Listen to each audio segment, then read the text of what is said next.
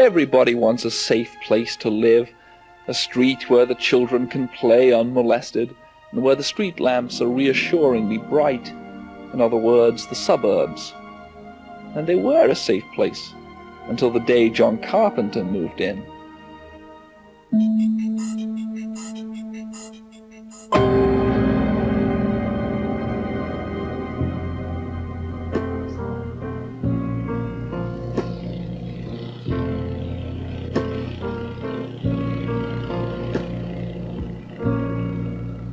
Just a perfect day. Drink sangria in the park. And then later, when it gets dark, we go home. After World War II, suburbia came into being because there was a giant push to normalcy. That normalcy was the issue. Let's all get normal again. Oh, it's such a perfect day. I'm glad I spent it with you.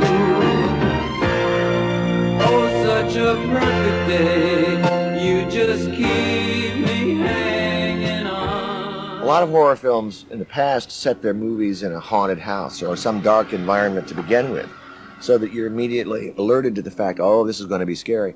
Well, the harder thing to do then is to take a horror movie and put it in a suburban atmosphere with nice little row houses and beautiful manicured lawns and someplace that you assume is very safe. Because if horror can get there, it can get anywhere. Suburbia is supposed to be, your house is supposed to be safe. It's supposed to be a sanctuary. Nowadays, maybe because of conditions beyond our control, there is no sanctuary. And I think that's in the audience's mind. So a filmmaker, if he plays with that, he can create fear. Lots of fear.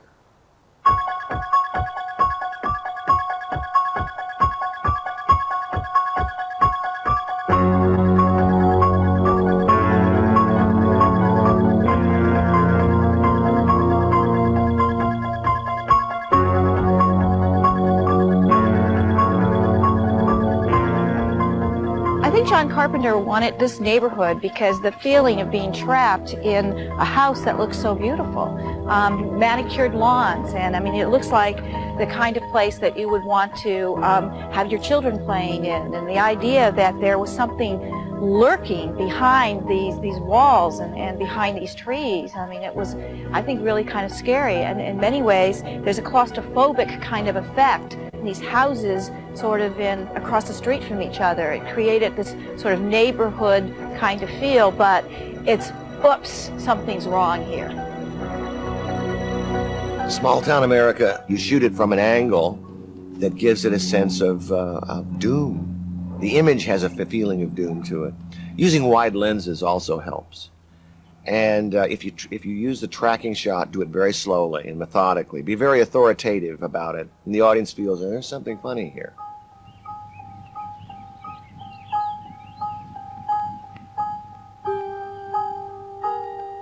This Panaglide, or Steadicam, was a way to put the camera on an operator, on a gyroscopic mount, and he could run and move. It kind of gives you this dreamy floating quality.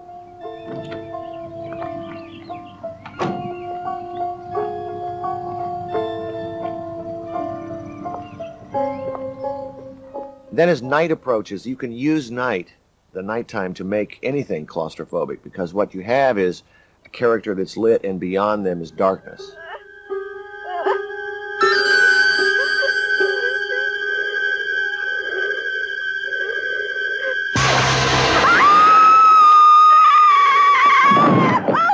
And if you're inside in a room, you can use the edges of the room and the edges of the frame, literally, to be constantly closing in on the character, so they never know where the escape route is.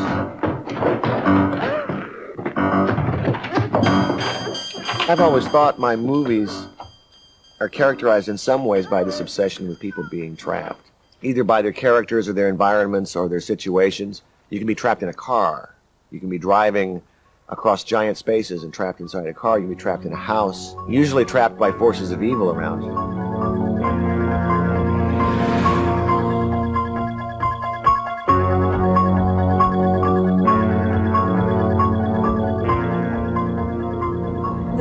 my beat. This is what I do. I cover crime in this area. This is one of the best areas of suburbia that you'll find, but you'd be really surprised about what goes on over here. Up ahead, this used to be the former Lamb Funeral Home, and that's where they had these guys cracked out on cocaine and taking dead people and cutting up the parts, selling the brains and the hearts and the lungs and selling them to a medical supply firm and making tons and tons of money off of that and lying to people about what was going on. We were very, very comfortable with ourselves for a lot of years, and you could do a lot of tougher films. Nowadays, people are very frightened about who they are and what's happening, and they don't want to look underneath anymore. Normalcy can be destructive to the imagination, to creativity, to the intellect, to the soul. The only way we grow as people is through confronting our dark side, because if all you want is the quiet and the safety, you're giving up reality.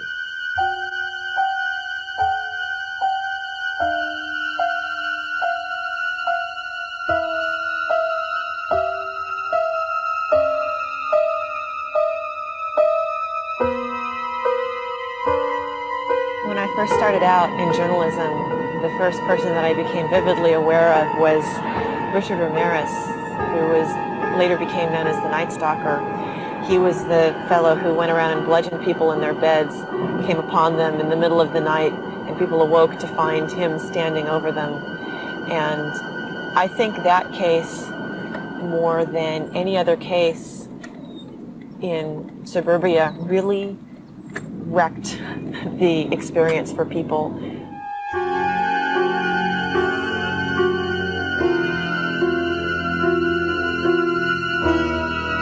There was a famous case in New York where this lady was being killed and no one helped. Kitty Genovese, I believe her name was. She was screaming, and they closed their windows to her. In general, there's an apathy that has taken over the country now. Not quite as strong back in '78 when I made Halloween, but still there at that point. So when you run and scream for help, people tend to not want to get involved. That's a very terrifying thing.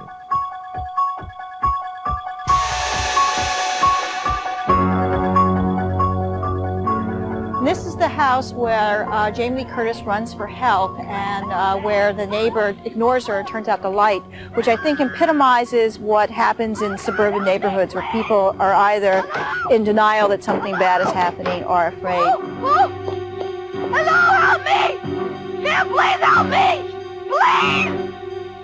Can't you hear me? Oh, God! Oh, help me, please! And the role of Donald Pleasant's character was to basically come to this town and say, there's something going on. You have to do something. You can't just keep the doors shut. You can't just keep the windows closed. Death has come to your little town, Sheriff. You can either ignore it, or you can help me to stop it. More fancy talk.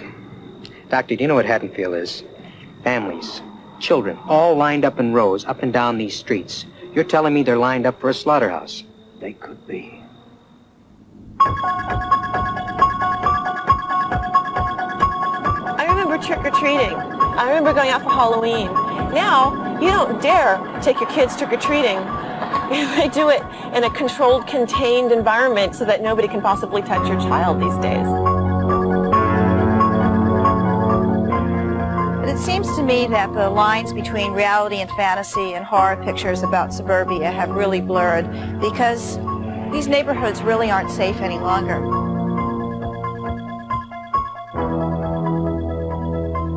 Nowadays, violence is so commonplace, it seems like. It's random, it happens all around us, it happens every place. Nowadays, people seem to be seeking reassurance in the movies.